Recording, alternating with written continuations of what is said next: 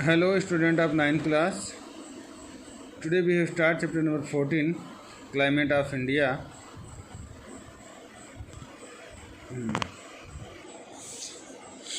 Diversities in climates are found in the various parts of our country due to the vastness and the variety of the landform. देखिए बच्चों, अगर आप climate के अंदर देखें तो बहुत सारी आपको डिफरेंस नज़र आएगा, क्योंकि भारत एक बहुत बड़ा देश है और यहाँ पर जो जियोग्राफिकल स्ट्रक्चर है वो भी इक्वल नहीं है। Due to the maximum effects of monsoon और India's climate is called the monsoon climate. देखिए, जो मैक्सिमम प्रभाव मानसून का विंड्स के द्वारा इंडिया के क्लाइमेट्स में पड़ता है उसी को हम लोग मानसून क्लाइमेट्स कहते हैं बच्चों। अब बात कर लेते हैं मानसून के बारे में। Monsoon it derived from the Arabic word. Monsoon जो शब्द है बच्चों वो अरेबिक भाषा का है, विच मीन्स सीजन या सीजन, जिसका मतलब होता है season.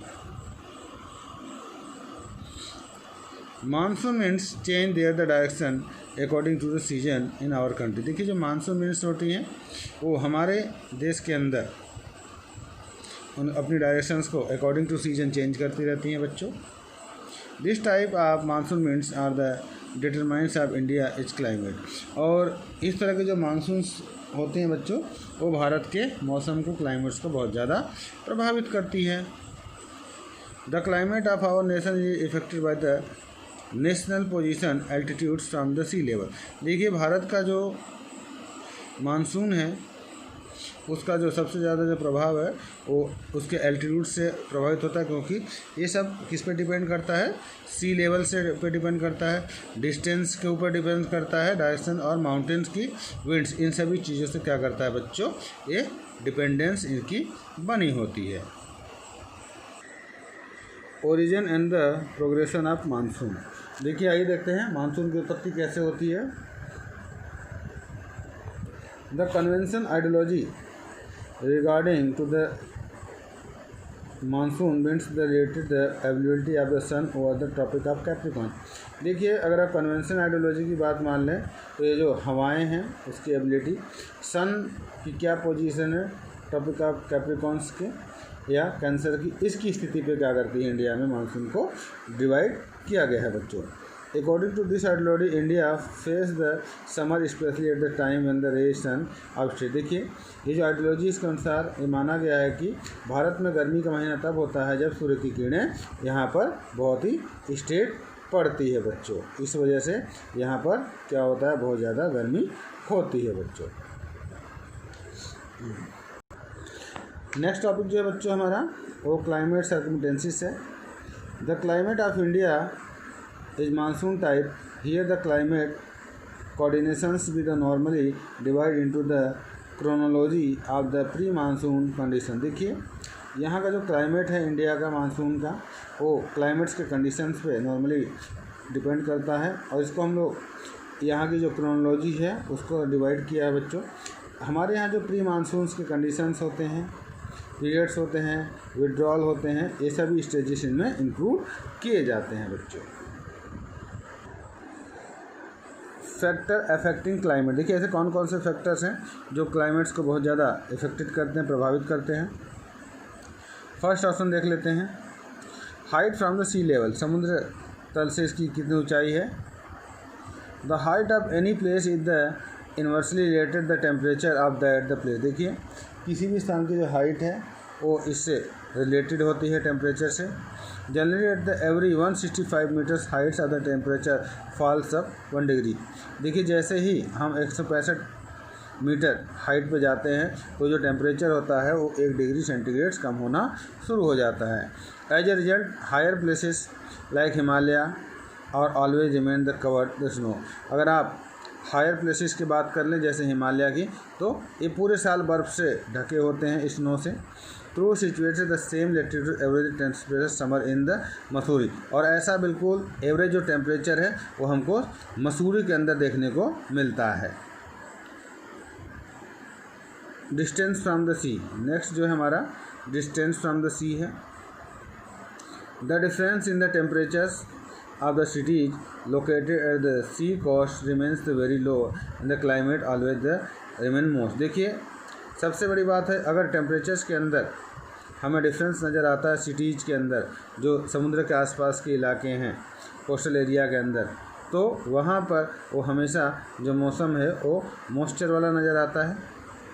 Eight the distance increase from the sea so did not the dissimilarity. देखिए अगर डिस्टेंस में वृद्धि होती है, in the other words the temperature difference from the aridity. देखिए अगर मौसम के अंदर शुष्कपन नज़र आता है बच्चों, ठीक है, तब वहाँ पर जो है हमें डिफरेंट टाइप का टेम्परेचर देखने को मिलता है।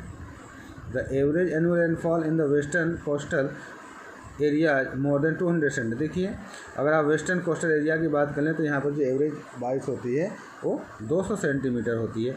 While decreasing in the Jaisalmer it's only 5 centimetre. अगर आप दूसरी तरफ देखें जैसलमेर को तो यहाँ केवल 5% ही बारिश होती है बच्चों। ये देखिए बहुत अच्छे तरीके से समझाया हुआ है, ठीक है। नेक्स्ट टॉपिक जो है हमारा विंटर सीजन, इसको देख लेते हैं बच्चों। सबसे पहले the temperature gets rise in the time season while the north to south. देखिए जो टेम्परेचर होता है उसमें वृद्धि होती है सीजन के अंदर north to south. Temperature remains low and the severe winter is observe north India. देखिए इसमें क्या होता है, जो टेम्परेचर होता है वो लो हो जाता है और नॉर्थ इंडिया के साइड में क्या होता है, विंटर महसूस किया जाना शुरू हो जाता है बच्चों। देखिए अगर इसके फैक्टर्स की बात कर लें तो हाइट जो होती है इंक्रीज हो जाती है, सी लेवल से इसका डिस्टेंस बढ़ना शुरू हो जाता है और जो इक्वेटर है वो उसके आसपास नज़र आने लगता है। In the south India the temperature remain high due to the proximity from the equator and the marine influence. देखिए इंडिया के अंदर जो टेम्परेचर है बहुत ज़्यादा हाई होना शुरू हो जाता है क्योंकि जो इक्वेटर है और मैरीन इन्फ्लुएंस का प्रभाव देखना शुरू हो जाता है बच्चों। In this seasons the temperature deep lower than the freezing point of many places. इस मौसम में क्या होता है, जो मौसम में बहुत ज़्यादा एक तरह से आप कहें तो डाउन हो जाता है और कुछ स्थानों पे तो बर्फ़ भी जमनी शुरू हो जाती है। At this time the average temperature north India remains the lower than 21 degree. अगर आप एवरेज टेम्परेचर को देखें तो 21 डिग्री सेंटीग्रेड के आसपास आपको यहाँ पे नज़र आएगा बच्चों। प्रेशर ऑफ विंड्स को देख लेते हैं बच्चों। इन this season the high pressure remains the focus on the central Asia. देखिए इन मौसम में क्या होता है, जो सेंट्रल एशिया से है हाई प्रेशर की विंड्स चलती है, इंडियन ओशियंस की तरफ आती है बच्चों, जो बाद में आते आते लो हो जाती है। Therefore the winds the running toward the oceanic low pressure. यहाँ पर जो हवाएं चलती हैं वो ओशियनिक लो प्रेशर के कारण हमको देखने को मिलती है। अब बात कर लेते हैं बच्चों रेनफॉल के बारे में। In this season the north version of the national receive the rainfall due to the meditator cyclone. देखिए यहाँ पर जो बारिश होता है वो मेडिटेरियन साइक्लोन्स के कारण होता है बच्चों, और मेडिटेरियन साइक्लोन्स के कारण यहाँ पर जो रबी क्रॉप्स होती है उसको बहुत ही ज़्यादा फ़ायदा होता है। In winter